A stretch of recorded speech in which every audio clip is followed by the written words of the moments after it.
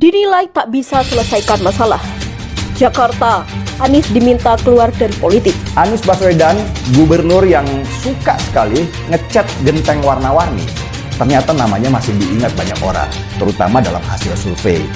Anies adalah gubernur yang berhasil memainkan politik identitas di dalam mencapai puncak karirnya. Dan dia tentu disupport oleh orang-orang yang juga punya pemikiran yang sama. Sayangnya kawan, tahun 2022 nanti adalah tahun terakhir Anies menjabat. Dan dia akan kehilangan panggung besarnya selama 2 tahun sebelum 2024. Harusnya bisa memanfaatkan masukan kritis dari PDI Perjuangan itu untuk keuntungan dirinya. Apa saja yang bisa dilakukan? Misalnya menyambut masukan kritis itu dengan solusi yang baik. Yang kedua, dengan program yang baik. Dan kemarin sih, teman-temannya Anies sempat meributkan supaya bisa merevisi undang-undang pemilu. Tapi ternyata nggak ada partai yang mau kecuali Demokrat dan PKS doang. Ya, itu mereka teman-temannya Anies. yang ketiga, dengan policy yang baik.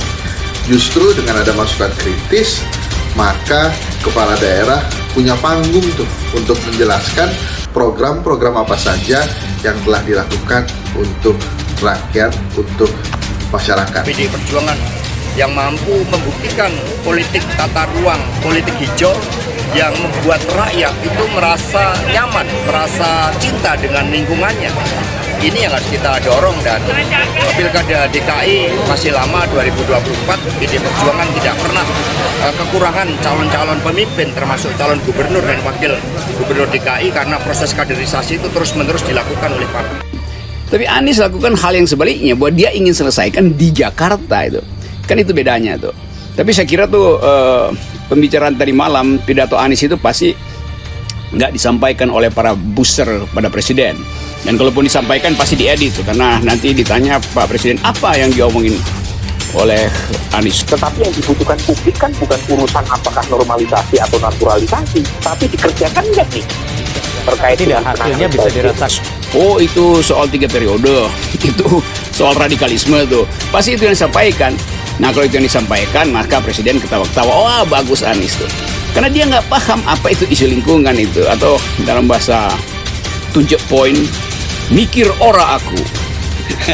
MOA, bukan aku orang mikir. Kelanjutan perjalanan Anies Baswedan di panggung politik belakangan dipertanyakan karena Gubernur DKI Jakarta tersebut akan segera melepas jabatannya pada 2022. Di saat banyak yang menganggap Anies layak untuk maju sebagai salah satu kandidat calon presiden di pemilu 2024 nanti. Ada juga pihak yang meragukan kemampuan Anies. Salah satu pihak yang sangsi akan kemampuan Anies adalah Ketua Fraksi PDIP DPRD DKI Jakarta, Gembong Warsono. Menurut Gembong, Anies jauh dari kata layak untuk kembali berkompetisi di kancah politik karena dia tidak mampu menyelesaikan permasalahan-permasalahan krusial yang ada di Jakarta. Saran saya melompat saja, karena di Jakarta saja dia tidak bisa menyelesaikan masalah-masalah yang ada. Begitulah ujar Gembong. Banyak janji kampanyenya yang tidak terrealisasi dengan baik. Program rumah misalnya jauh dari kata tuntas. Padahal itu sudah memasuki tahun keempat kepemimpinannya Anies di Jakarta. Mudah-mudahan sisa waktu 1 tahun ini Pak Anies mampu menjawab atau menuntaskan persoalan-persoalan warga ibu kota. Kalau 1 tahun itu dia pakai ilmu Bandung Bondowoso, pasti bisa. Begitulah sindir Gembong. Saat pertama kali dilantik sebagai gubernur, Anies berjanji akan membangun ratusan ribu unit rumah untuk warga Jakarta dengan skema pembelian yang memudahkan. Target ini kemudian diversi hanya menjadi 29,366 unit rumah. Sebagaimana yang tertulis dalam draft rencana pembangunan jangka menengah daerah DKI Jakarta terbaru. Meski demikian, hingga saat ini pemerintah Provinsi DKI Jakarta baru menyediakan sekitar 942 rumah dengan skema